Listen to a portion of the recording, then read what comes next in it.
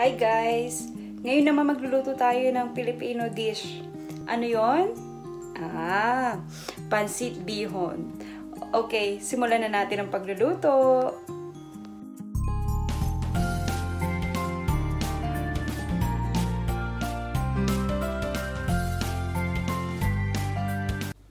So, ano-ano ang mga ingredients natin?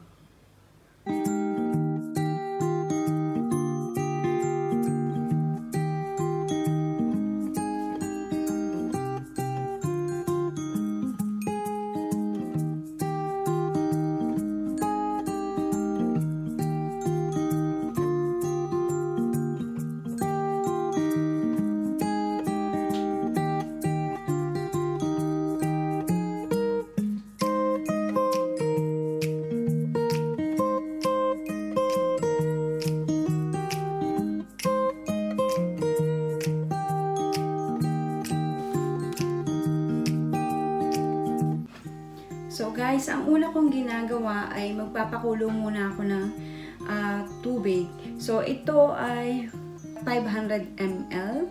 So half liter.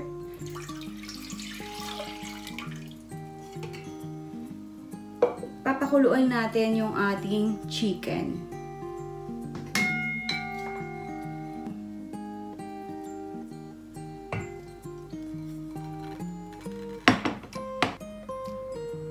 Ang goal ko dito ay gumawa muna ng chicken broth. So, i-on na natin. So, ayan, pakukuluin lang natin yan.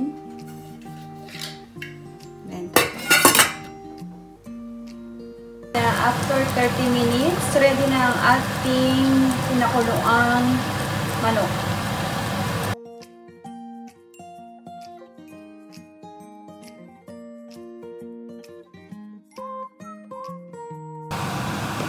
Ang gagawin natin dyan mamaya ay himay-himayin lang natin. So, tapos isi-set aside natin. Itong pinagpakuluan natin ng manok ay gagamitin natin mamaya. So, ito himay-himayin lang natin. So, medyo mainit pa. Pwede rin naman maghintay kayo. Palamigin nyo muna bago nyo himay-himayin. Sa pagpapakulo, pwede rin, lagyan nyo ng konting asin at konting paminta. So, yung kanina, hindi ko napakita, pero nilagyan ko ng asin at paminta.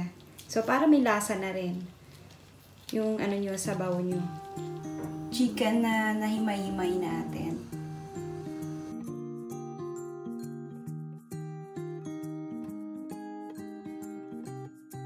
Maglagay lang tayo ng konting olive oil sa ating pan.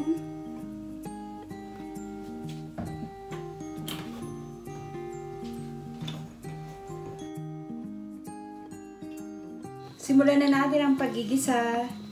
So, unahin muna natin ang ating sibuyas or onion.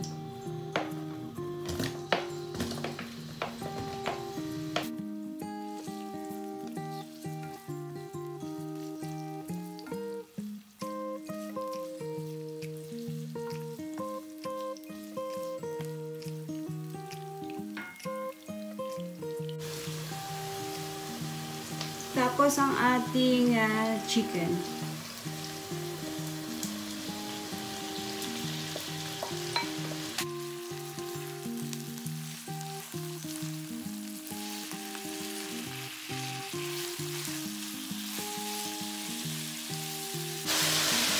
Then, isabay na natin yung bell pepper and carrots.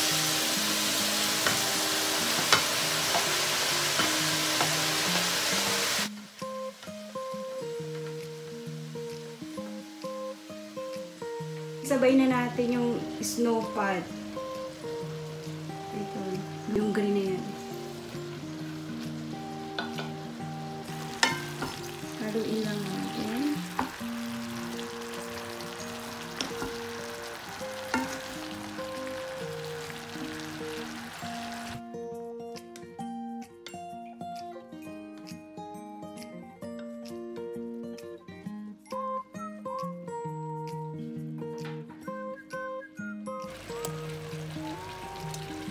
takpan sandali. Ayan, after 2 minutes.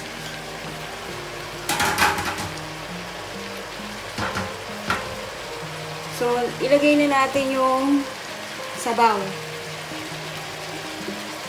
Ito yung chicken broth natin. Ihalo na natin. Ayan.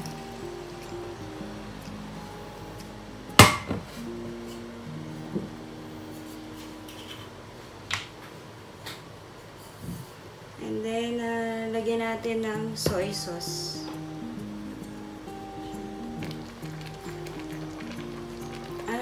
Konti lang muna. So, 3 tablespoon. Yan.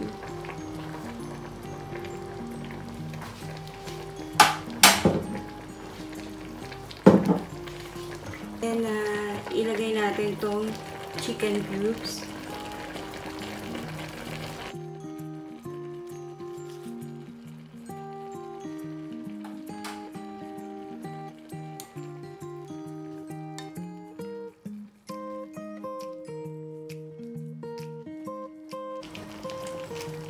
Haluin natin ng konti.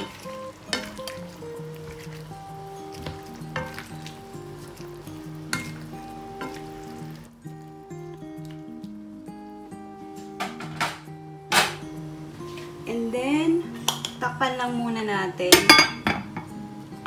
So, siguro 3 to 5 minutes. Halo ko na at nailagay ko na rin yung Chinese coal. So, kadalasan, hinuhuli ko talaga yung Chinese coal para hindi siya gaanong malata. And then, set aside lang natin. Patayin ko na to. So, set aside natin yung gulay. Ito, ilagay natin dyan.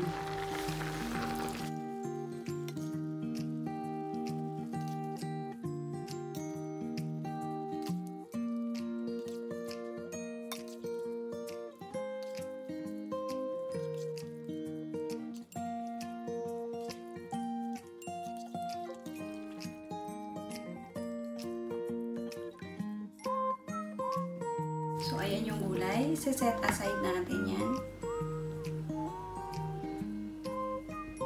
So, pagkatapos, guys, mag-start na tayo ng paglalagay natin ng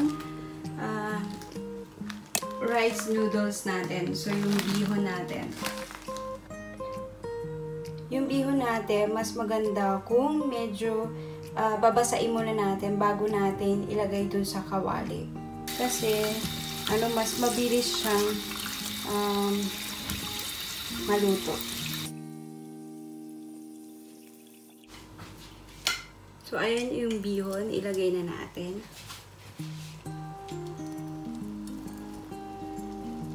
So, ito yung tira.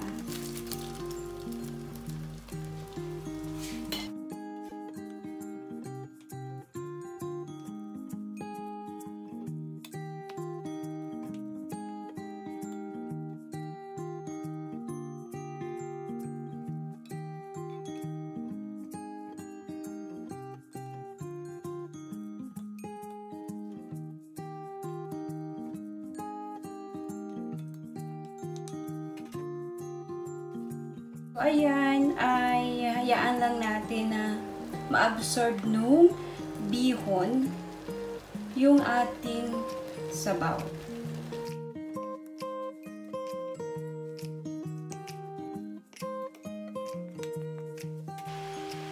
So, guys, medyo dry.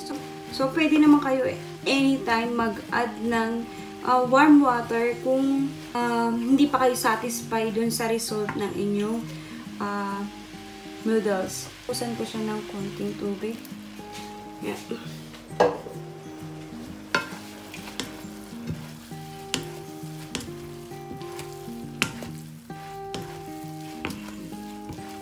Kasi makita nyo nag-grow yung yung noodles.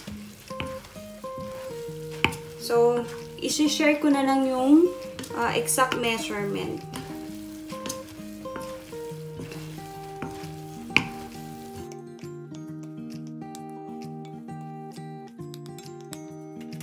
guys, ilagay natin yung black pepper. Tapos, low fire lang tayo.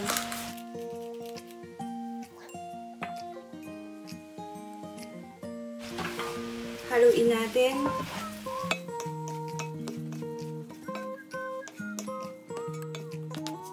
Tapos, ihalo na natin itong gulay.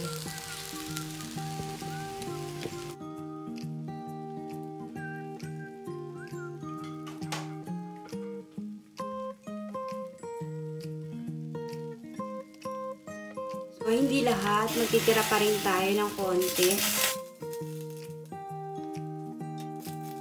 And then, meron pa tayong konting sabaw. Ihalo na rin natin.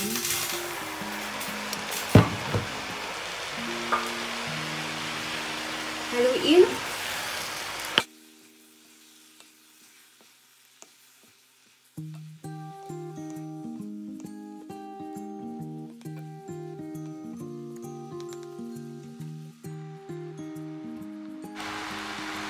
O, ayan guys, ready na ang ating pansit.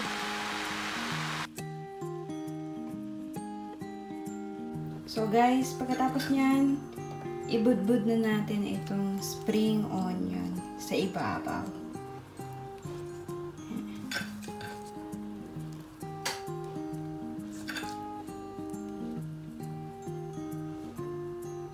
Then, ilagay natin yung ating citron.